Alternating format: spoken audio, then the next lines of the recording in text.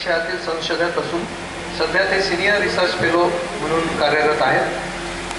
त्यांनी अमरावती जिल्ह्यातील विविध नद्यांवरील पक्ष विविधतेचा तसेच अर्धशहरी भागातील पक्ष प्रजातींचा सखोल अभ्यास केला आहे. त्यांच्या रिव्हर लॅपिन विषयावरील संशोधन प्रबंधही पूर्ण झाला आहे. पक्षी संवर्धन, नदी परिसंस्था व जैवविविधता या विषयावर त्यांची विशेष रुची असून त्यांनी अनेक राष्ट्रीय आणि आंतरराष्ट्रीय नियतकालिकात संशोधन लेख प्रकाशित केले आहेत. पर्यावरण संवर्धन क्षेत्रातील उल्लेखनीय कार्याबद्दल त्यांना सन 2024 मध्ये अरण्यसखा हा पुरस्कार प्रदान करण्यात आला. त्यांनी इंडियन ग्रे हॉर्नबिल या विषयावर थायलंड येथे 2023 मध्ये आंतरराष्ट्रीय परिषदेमध्ये संशोधन सादर केले आहे. ते वन्यजीव संवर्धन व पक्षी निरीक्षणाच्या माध्यमातून विद्यार्थ्यांमध्ये पर्यावरणाबद्दलची जाणीव निर्माण करण्याचे कार्य करत आहेत. मी त्यांना पुढील सादरीकरणासाठी आमंत्रित करतो. धन्यवाद मडतकर सर. सर्वांना माझा नमस्कार. माझं नाव प्रतीक सुनीलराव चौधरी. आज सादरीकरणाच्या विषयामध्ये मी नदी टिटवी सद्यस्थिती, वास्तव्य, विस्तार आणि प्रजनन यावर बोलणार आहे. नेक्स्ट. प्रेझेंटेशनचं स्वरूप हे सिंपल आहे.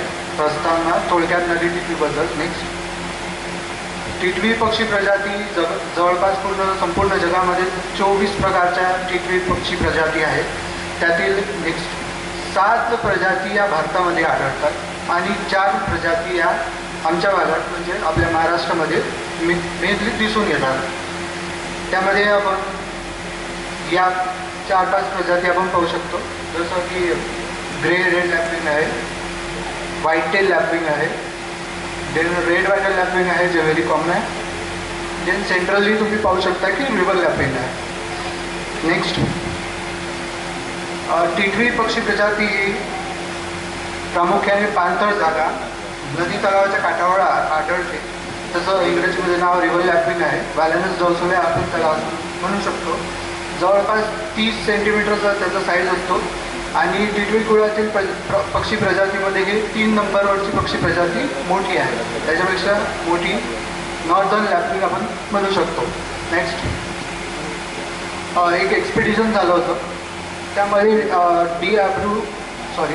त्यामध्ये लेसन 1829 या पक्षी प्रजातीला नाव दिलं आणि त्यानंतर त्याचं नाव रिव्हर लॅपिंग बॅलन्स जवसुला आहे. लेसन 1829 असं पडलं. नेक्स्ट. शशांक. या पक्षी प्रजातीमध्ये मेल हा जनरली मोठा दिसतो, पण मेल आणि फिमेल जर ऑन फील्ड ओळखायचे असले तर ते दोन्ही सारखे दिसतात. जनरली मेलची क्रिस्ट म्हणजे डोक्यावरची जी शेंडी आहे ती थोडी मोठी असते आणि फिमेलची मान ही नेहमी मोस्ट ऑफ द टाईम झुकलेली असते. आणि जे जुवेनाईल आहेत किंवा फ्लेजिंग आहेत ते आकाराने थोडे डलर असतात आणि त्यांचा कलर फेंट असतो. नेक्स्ट. भारतातील वितरण जर आपल्याला बघायचे झाल्यास नेक्स्ट मोस्ट ऑफ द उत्तर भारत आणि बांगलादेश साईडला या पक्षी प्रजातीचं वर्चस्व आहे. नेक्स्ट. सेंट्रली लोकेटेड जर आपण मॅप बघितला रिव्हर लॅपिंगचा तर तो फक्त नर्मदा नदीशीच रिलेटेड आहे. नेक्स्ट.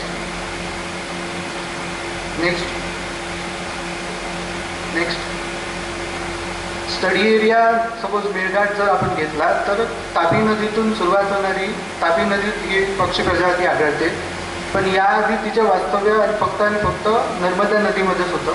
तापी नदी ही मेळघाटमधून वाहणारी आहे, जी मेळघाटमध्ये अमरावती जिल्ह्यात 2 राज्यांना विभागली जाते, मध्य प्रदेश आणि महाराष्ट्र.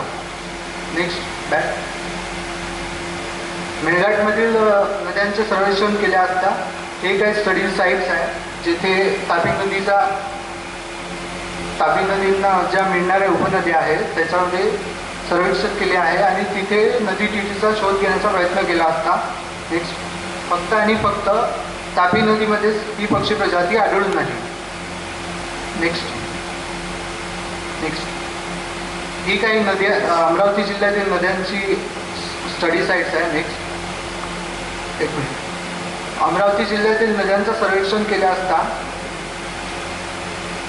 महत्त्वाच्या नद्यांपैकी फक्त तापी नदीमध्येच ही पक्षी प्रजाती आढळून आली. याला वगळता वर्धा नदी, पूर्णा नदी, वेंबळा नदी या नदीमध्ये ती पक्षी प्रजाती आढळून आली नाही.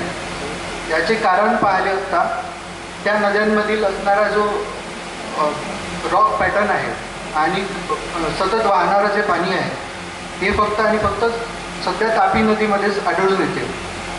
क्लम डिस्ट्रीब्युशन पॅटर्न आहे त्यामुळे याचे काही हॉटस्पॉट झोन्स पडतात.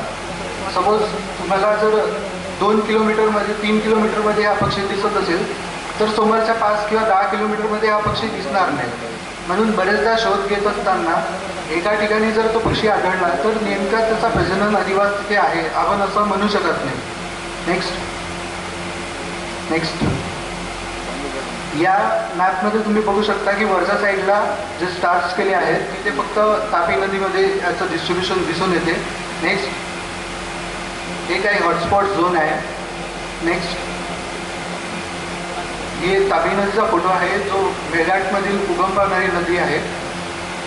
तर यामध्ये तुम्ही बघू शकता की नदी पात्र हे खूप मोठं आहे पण पाणी हे सतत वाहणारं आहे आणि कमी आहे. नेक्स्ट हा रिव्हर लॅपिंगचा हॅबिटॅट आहे.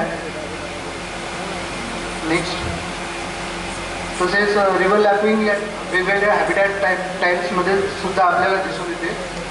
जसे नद्यांमधील जे आयलँड्स असतात छोटे ग्रासलँड्स असतात त्याच्यामध्ये सुद्धा ही नदी टिटवी दिसून येते. नेक्स्ट बहुधा बरेचदा असं पावसाळ्याच्या दरम्यान पूर आलेला असताना नदीच्या काठावर जी शेती करण्यात येते तिथे सुद्धा ही पक्षी प्रजाती आढळून येते. नेक्स्ट या नदीच्या रिव्हर बँकमध्ये जर तुम्ही असं बघितलं की सर्कल केलेलं आहे तिथे ती पक्षी प्रजातीचं घरटं आहे आणि ती त्याच्यावर बसून आहे आणि ती त्याच्यासाठी बेस्ट साईट आहे. नेक्स्ट हे नदी टिटवीचं आपण नेस्ट म्हणू शकतो. या नेस्टमध्ये 4 याचा क्लच तुम्हाला एका साईडला दिसत आहे जे सर्कल केला आहे. पण घरटं समजून घेताना फक्त 4 अंड्याचा क्लच आणि त्याच्या आजूबाजूची जागा समजून न घेता ओव्हरऑल जी दगडांचा पॅटर्न आहे तो समजून घेऊन त्याचा नेस्ट ओळखणे फार महत्त्वाचं आहे. जसे की नेक्स्ट खाली आपण जर लॅटरल सेक्शन घेतला तर आजूबाजूला कॅमोफ्लेज साईड्स आपल्याला दिसून येतात. मध्यभागी अंडे आहे आणि त्याच्या आजूबाजूला स्मॉल ड्रीम आणि लार्जर ड्रीम सुद्धा आहे. नेक्स्ट साधारणतः रंग हा फिकट किंवा तपकिरी असतो त्यावर काळ्या ठिपक्याचे नमुने दिसून येतात. दोन्ही पालक मिळून या उगवणी करतात आणि जवळपास ब्रीडिंग पिरियड हा 28 ते 30 दिवसांचा असतो. देन या पक्षामध्ये आपल्याला बरेचदा डिस्ट्रॅक्शन डिस्प्ले सुद्धा दिसून येतात. नेक्स्ट या फोटोग्राफमध्ये तुम्ही बघू शकता की बोथ द पॅरेंट मेल आणि female according to time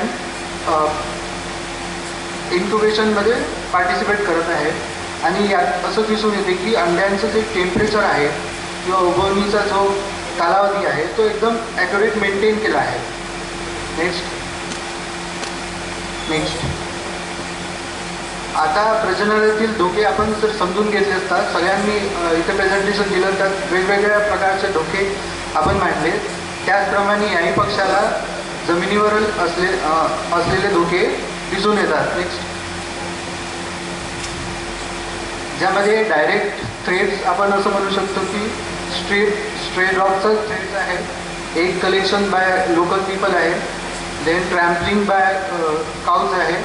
then sometime snake as an intruder is also a threat for the river lapping. Next काही इनडायरेक्ट धोके आपण नदीपात्रांना आणि त्याच्या अधिवासाला इथे समजून घेऊ. नेक्स्ट यावर उपाय जर सांगायचे झाले तर फील्डमध्ये अवेअरनेस प्रोग्राम अँड कन्झर्वेशन हा एक तो उपाय आहे. पण फील्डमध्ये काम करत असताना ज्या वाढलेल्या मोठ्या झाडाच्या अर्जुनाच्या किंवा अंड्या आहे वरच्या त्यावर रॅप्टर पक्षी बरेचदा उन्हाळ्याच्या दिवसामध्ये बसलेले दिसून येतात. त्या जर आपण तोडल्या काही प्रमाणात तर या पक्ष्यांना आपण वाचवू शकतो, त्यांची अंडी आपण वाचवू शकतो. तसेच मानवी वावर जो आहे या क्षेत्रामध्ये तो जर कमी केला तर इन्क्युबेशन बरोबर होऊन त्याची उबवणीसुद्धा होऊ शकते. नेक्स्ट, हे काही कन्झर्वेशनल अवेअरनेस प्रोग्राम्स आहेत. नेक्स्ट, ह्या काही न्यूज आहेत ज्या आम्ही रेगोलॅबिंगबद्दल पब्लिश केल्या आहेत. नेक्स्ट, नदी टिटवीचे प्रजनन संपूर्णतः नैसर्गिक नदी परिसंस्थेवर अवलंबून आहे. म्हणूनच तिच्या संवर्धनासाठी नदी पात्रातील नैसर्गिक स्वरूप जपणे, मानवी अपव्यय कमी करणे आणि प्रजनन काळात संवेदनशील स्थळांचे संरक्षण करणे हा एकमेव उपाय आहे. नेक्स्ट, मला बोलण्याची संधी दिल्याबद्दल धन्यवाद. Next, thank you.